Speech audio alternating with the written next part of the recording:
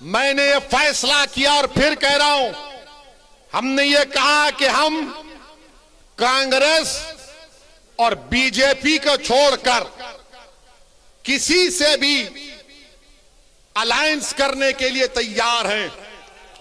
तो सुनिए, एक मशहूर जर्नलिस्ट है पंकज साहब ने अखिलेश से पूछा कि आप ओवैसी से समझौता क्यों नहीं कर लेते, तो अखिलेश ने जवाब दिया कि ओवैसी पर बहुत से इल्जाम लगते हैं। अखिलेश साहब, इल्जाम तो हम पर ही लगता है ना, आप पर तो कुछ नहीं लगता। रिवर फ्रंट आप बनाए, आप पर कोई इल्जाम नहीं। लखनऊ से कानपुर रोड आप बनाए, आप पर कोई इल्जाम नहीं। आपने सब कुछ किया, आपके 10-10 उंगलियां घी में थी, मगर आजम पर इल्जाम लगा बकरी चोरी का और भैंस चोरी का। ये इल्जाम सिर्फ हम पर लगता है। ये 60 साल से हम पर इल्जाम लग रहा है, कभी आतंकवाद का, कभी फिरका परस्ती का, कभी पुलिस को मारने का, तो कभी किसी और इल्जाम का। अखिलेश यादव साहब, इल्जाम तो भारत के मुसलमानों के मुकद्दर का हिस्सा बन चुका है। अब हम इल्जामात की फिक्र नहीं करेंगे। सुन लो अखिलेश यादव, मुझे तुमसे कोई सर्टिफिकेट की जरूरत नहीं है। मैं इस जनता के दरमियान में जाकर अपनी दिल की बात करूंगा और इनके दिल को जीतूंगा और इनसे वोट का मुतालबा करूंगा। तुम क्या दोगे? तुम 11% यादव हो, हम 19% मुसलमान हैं। अगर तुम मुख्यमंत्री बने और जनाब मुलायम सिंह बने तो मुसलमानों के वोट की खैरात से बने। तुम याद रखो इस बात को।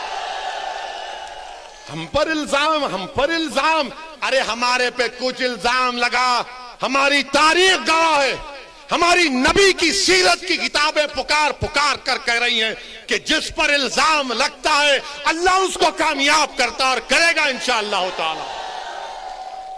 इल्जाम है, कोई बात नहीं है, मगर याद रखो, चुनाव के बाद बच्चों की तरह नहीं रोना।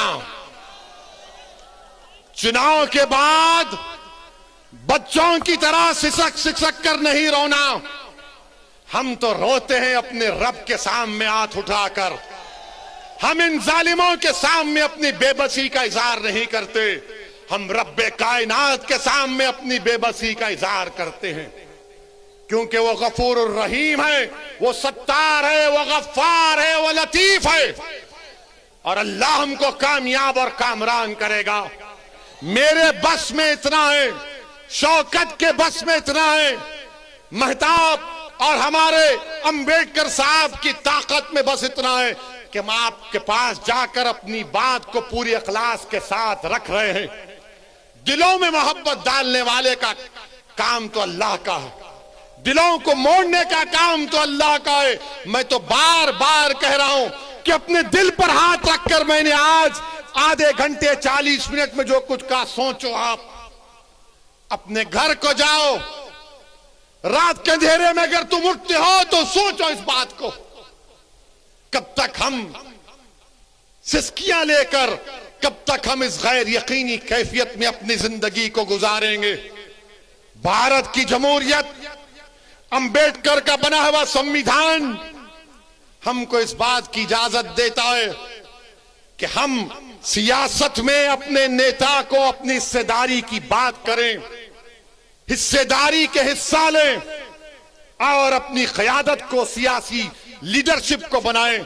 इससे भारत मजबूत होगा, इससे भारत का संविधान मजबूत होगा। यही चंद गुजारिशात मैं आज तक कहने के लिए आया हूं। आपसे सिर्फ गुजारिश करूंगा कि अगर आप हमारा साथ दें, अल्लाह आपको सलामत रखे। अगर आप नहीं देना चाहते तो अल्लाह तब भी आपको सलामत रखे।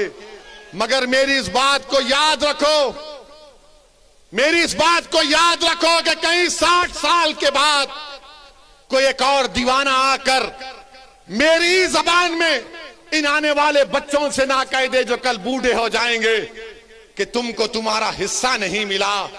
हिस्सा उसी वक्त मिलेगा जब आप उठ खड़े होंगे, सियासी क़यादत बनाएंगे, अपने वोट से अपनी पार्टी को कामयाब करेंगे।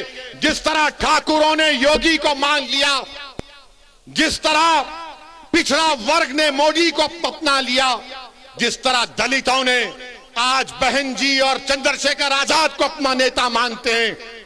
आओ मुसलमानों, तुम मुझे नहीं तो खुद नेता बन जाओ। मैं तुम्हारे साथ ठहरने के लिए तैयार हूं।